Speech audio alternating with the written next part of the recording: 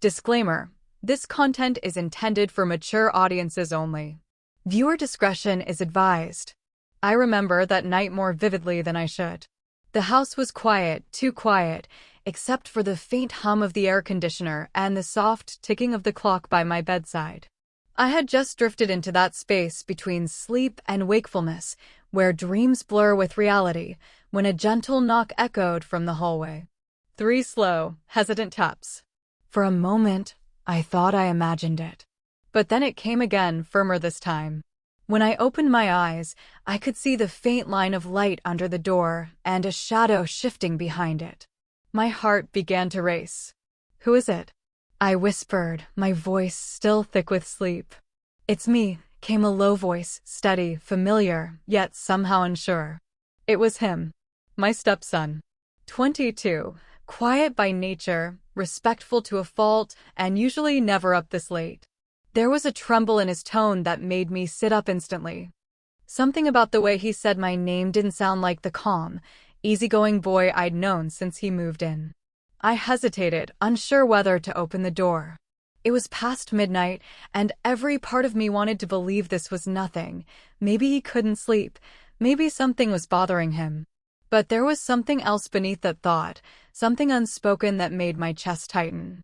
When I finally reached for the doorknob, I felt a mix of worry and curiosity I couldn't explain. The door creaked open just enough for the hallway light to spill across my face.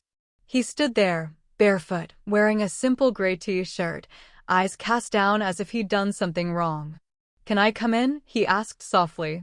It was such a simple question, yet it carried a weight that filled the silence between us. I nodded before I could think twice. He stepped inside, and the air in the room shifted, warm, heavy, and strangely electric. I could see the conflict in his face, the way he wanted to say something but couldn't find the words. He sat at the edge of the bed, and I could feel the tension radiating from him. "I couldn't sleep," he finally said, his voice low. "Everything's been weird lately." I wanted to ask what he meant, but something in his tone stopped me. It wasn't just sleeplessness. There was a storm of emotion in his eyes, loneliness, guilt, and something else he didn't want to name. The clock ticked louder, filling the silence between our breathing. That night changed everything, not because of what happened, but because of what almost did. And sometimes, the moments that never fully happen are the ones that stay with you the longest.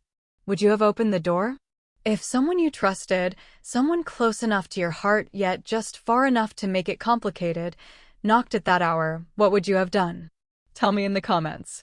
I really want to know what you'd choose.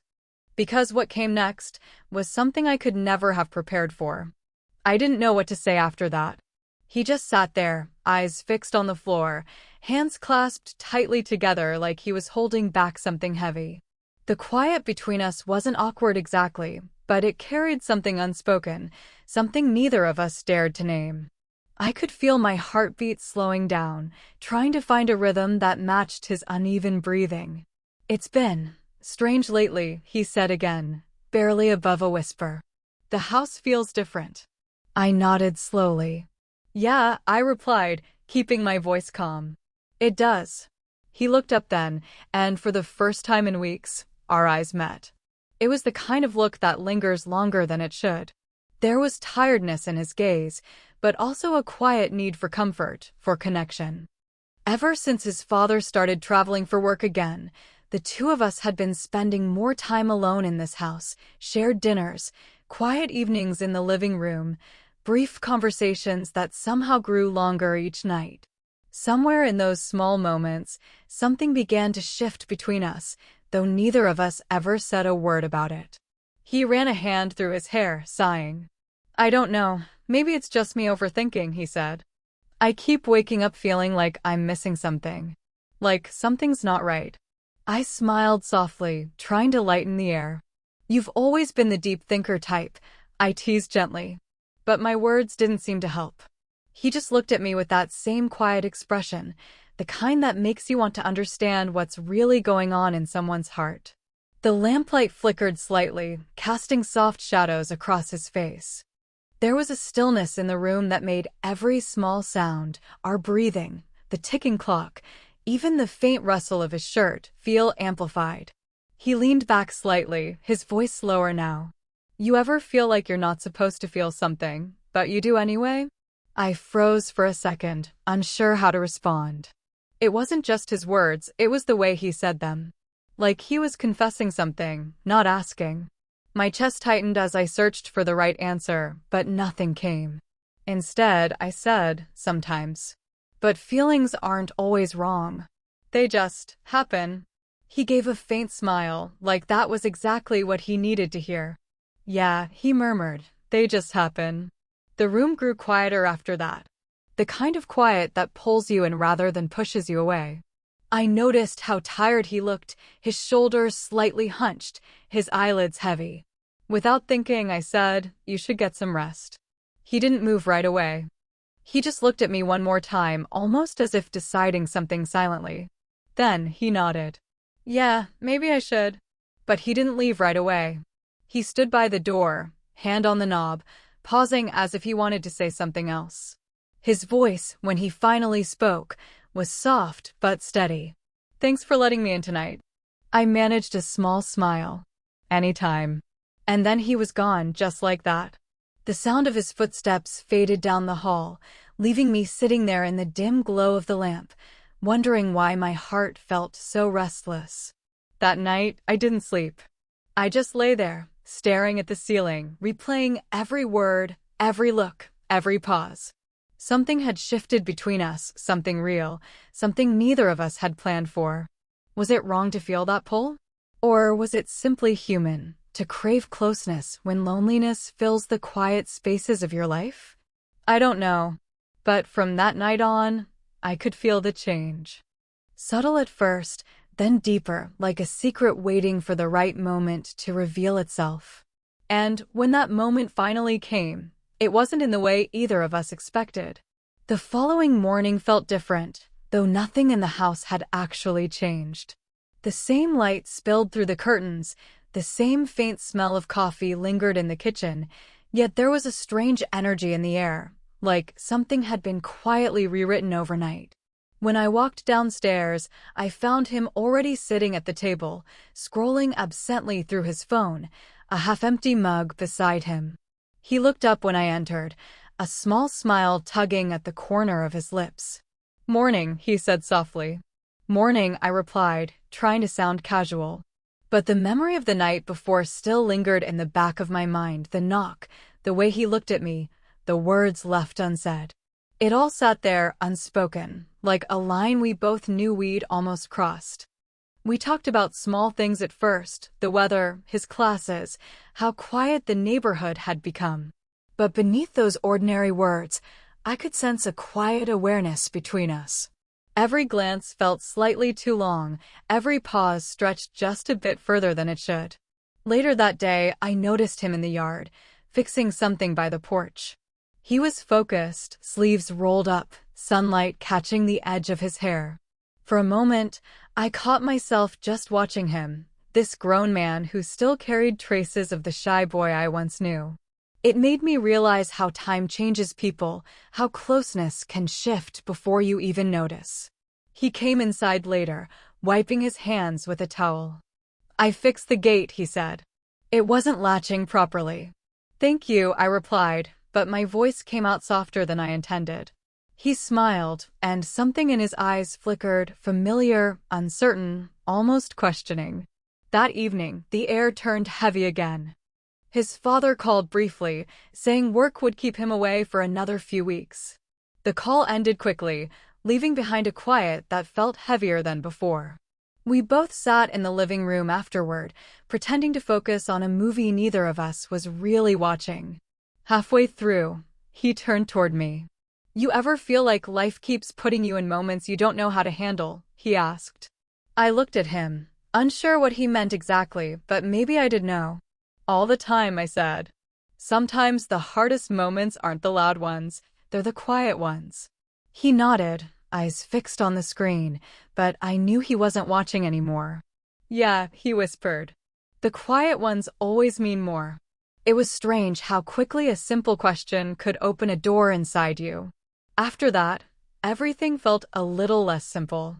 He became more thoughtful, more careful.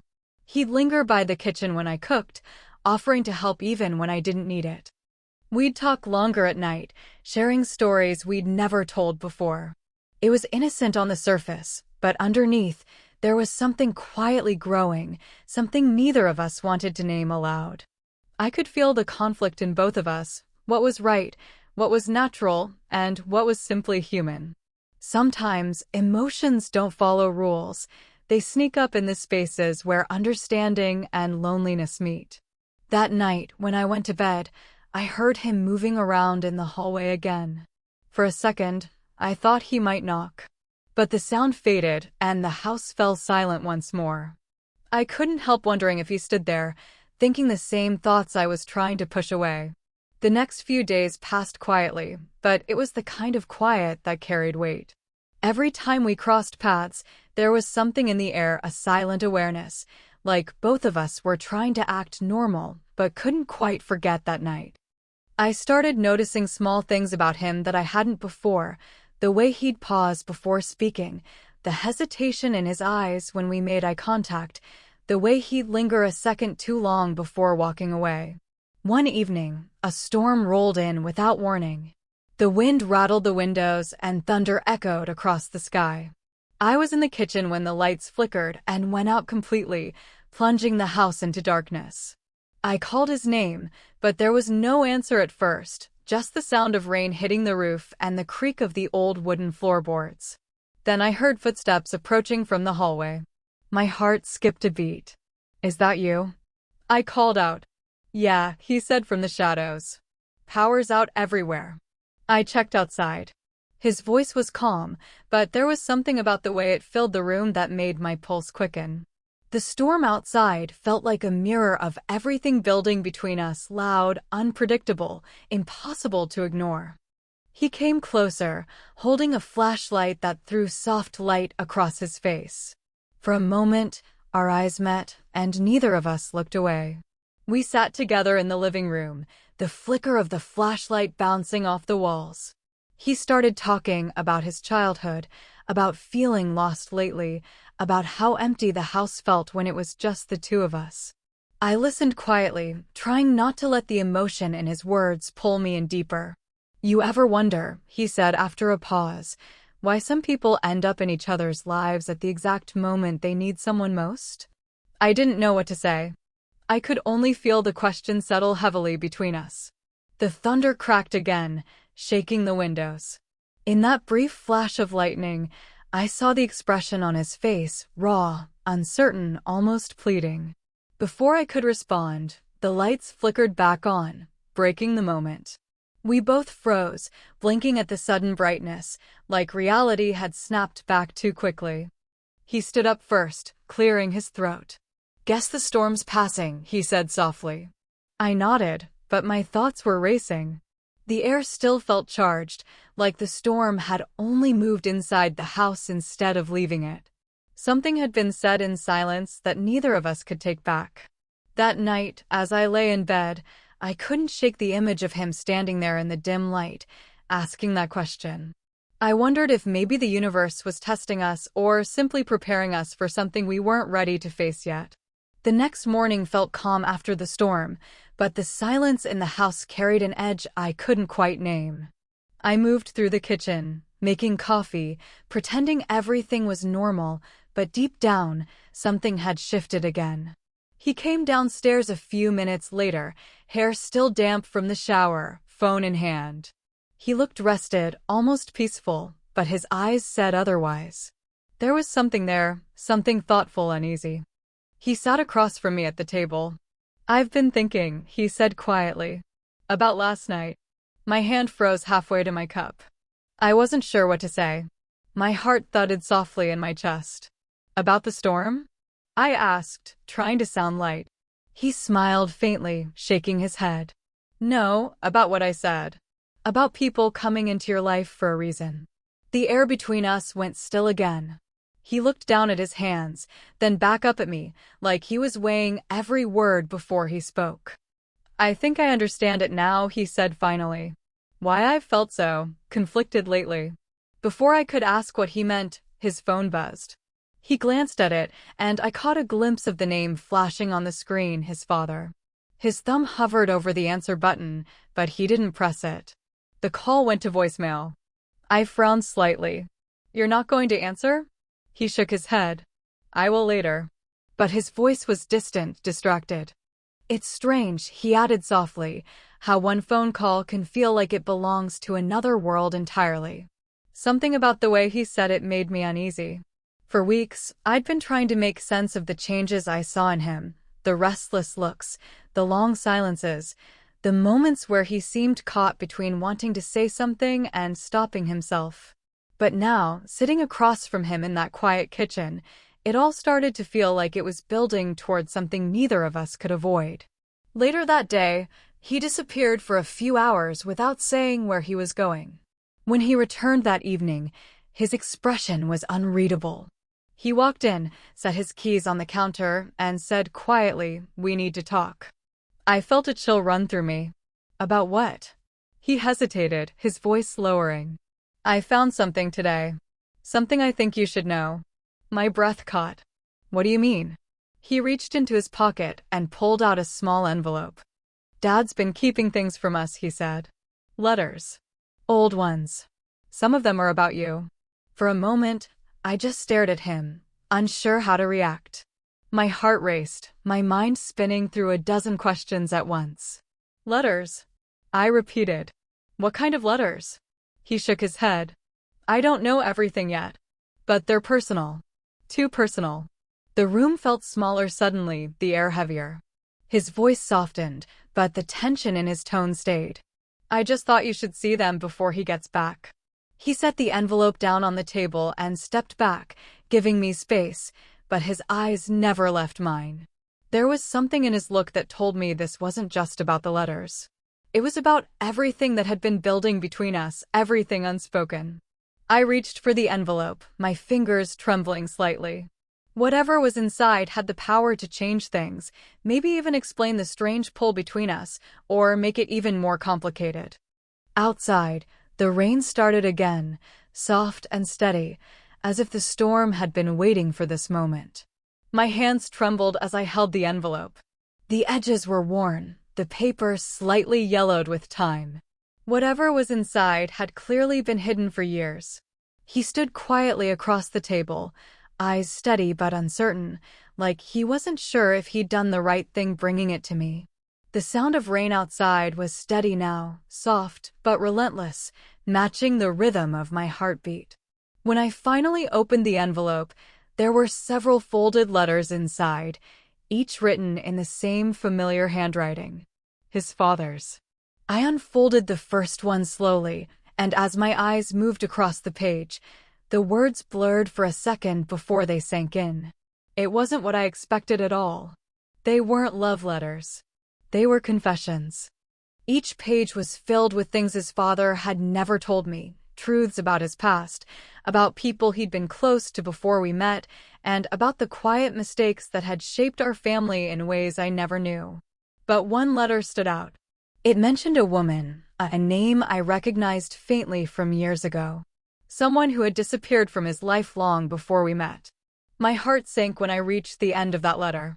It said, "I've never told them the truth about her or about him." I looked up slowly, and he was still watching me. "What does it say?" he asked quietly.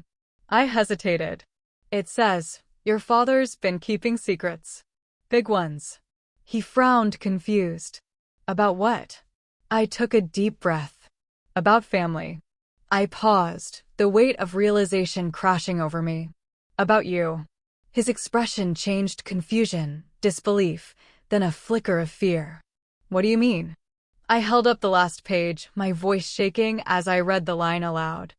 "He deserves to know the truth one day, that I raised him as my own, but he isn't really my son."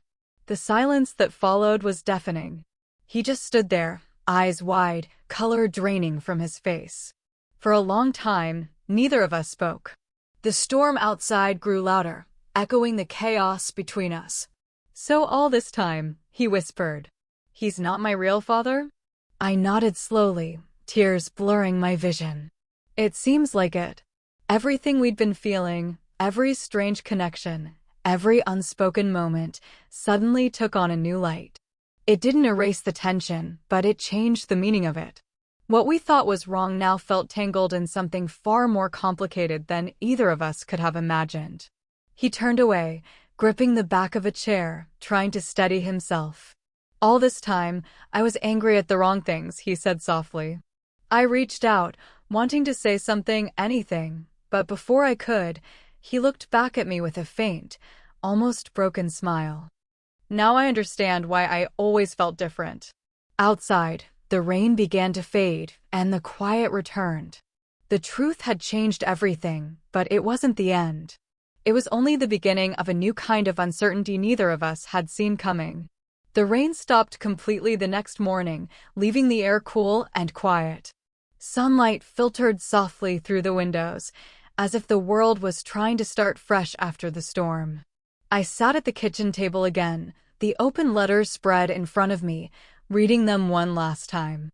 Each word felt like a fragment of someone else's life, one I had unknowingly been living inside all these years. He came downstairs eventually, slower than usual.